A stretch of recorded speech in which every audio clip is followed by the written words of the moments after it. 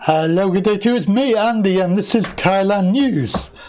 So a story that's come out is a traveller has come back from Thailand and gone through Dubai. Unfortunately, when he arrived in London, he was told that he had to go to the quarantine hotel that technically he hadn't booked because he had advice given him and it was incorrect, and it cost him over £1,700 extra.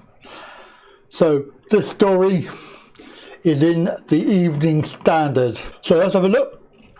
This story, 1,750 after incorrect advice. So this is Simon Kenway in the corridor outside his quarantine hotel. A man from Blackpool who returned to the UK from Thailand was forced to spend $1,750 on hotel quarantine after being given the wrong advice from his airline. Simon Kenway flew into Heathrow on Sunday evening after spending 2 weeks and a quarantine period in Thailand. People arriving in England from a country which is in the red zone, the red list, although Thailand is not on the red list, but Dubai is.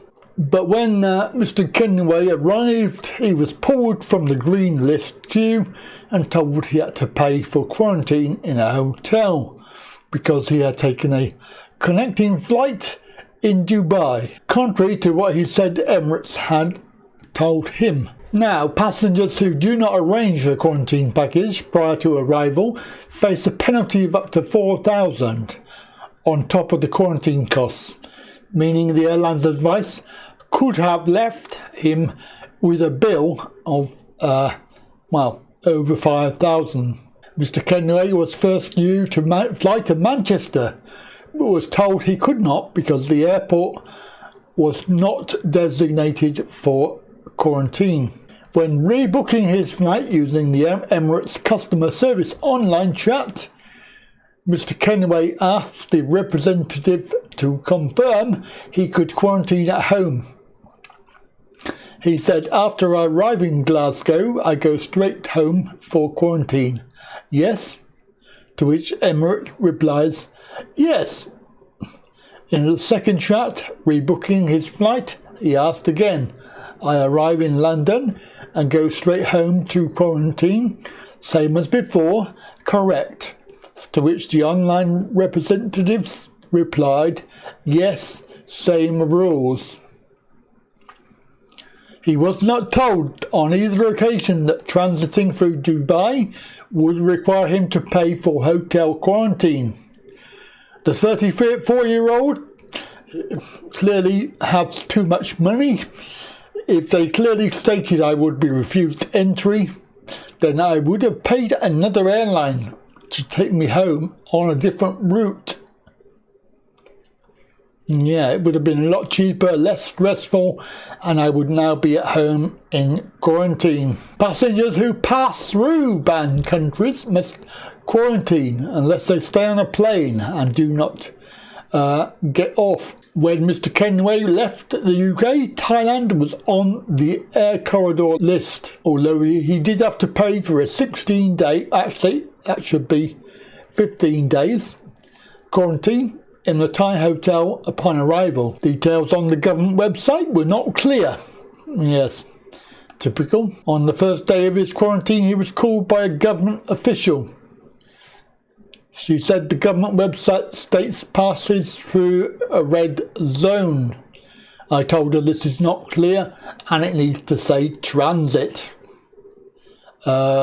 She said that she will report this and change the wording.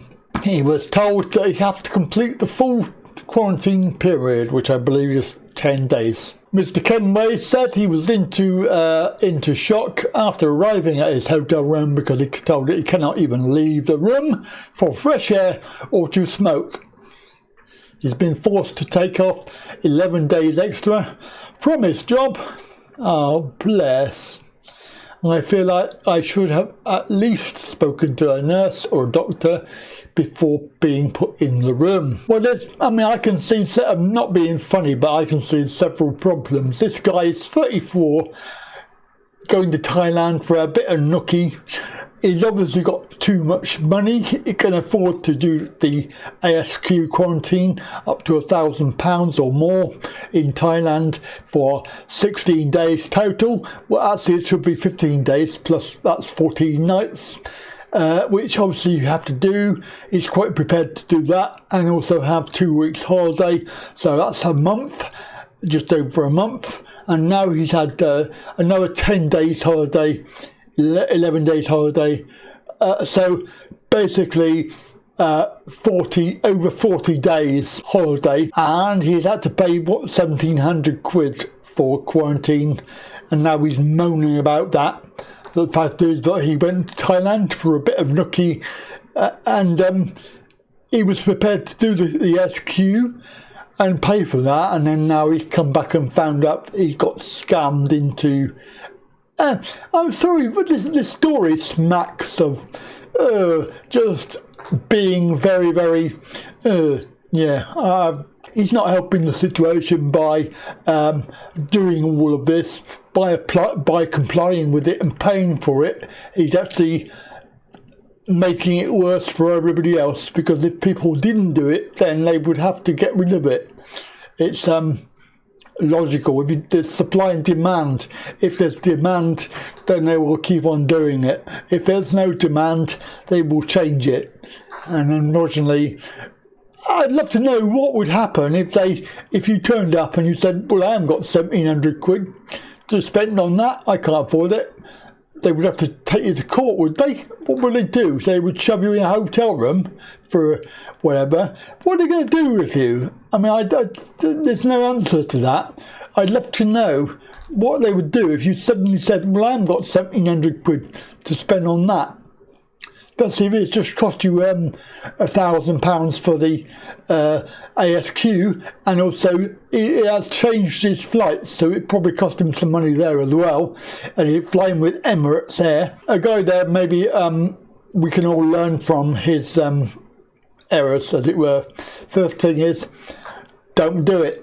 I mean, the thing about Dubai is that everybody knows it's on the red countries list because it's been announced, and arguing about whether it's stated on the website whether it passed through a red zone or whether it says transit. I mean, in my mind, that means the same thing, pass through or transit. I think he's just being very pedantic, to be honest. Even I knew Dubai was on the red zone, so there's no excuse really. So there we go, that's the end of the video. Hope you enjoyed it, and of course don't forget, keep on those thumbs up, and please ensure that you are subscribed as well. Thank you very much. Catch you next video. Bye for now.